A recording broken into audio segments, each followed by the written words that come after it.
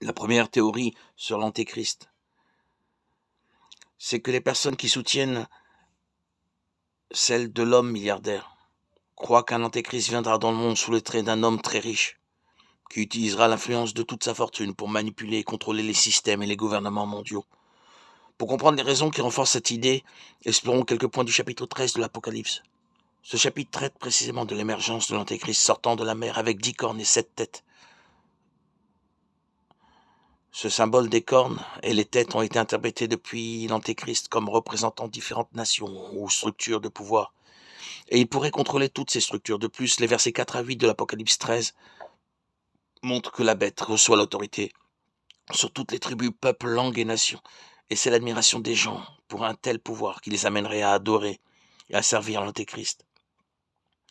Cette théorie suggère que l'antéchrist aurait tellement d'argent qu'il pourrait changer l'opinion des gens, contrôler les médias et même manipuler les leaders religieux et politiques. C'est précisément toute cette influence et ce pouvoir économique qui permettrait à la deuxième bête, le faux prophète, d'obliger toutes les personnes à recevoir une marque sans laquelle elle ne pourra ni acheter ni vendre, autrement dit, en occupant une position clé dans l'économie internationale et en influençant les politiques mondiales.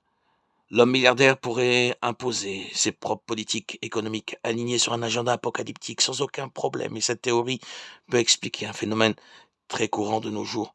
Lorsqu'une personne parvient à accumuler une fortune très importante, elle devient une figure médiatique et exerce une certaine influence sur la société.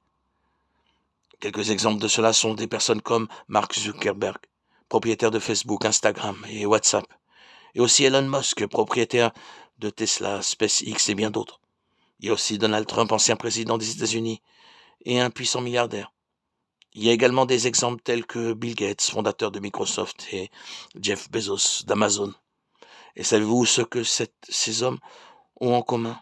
Ce sont des milliardaires réussis et puissants et influents dans le monde entier, et tous ont été accusés à un moment donné d'être derrière des plans apocalyptiques présumés tels que l'implantation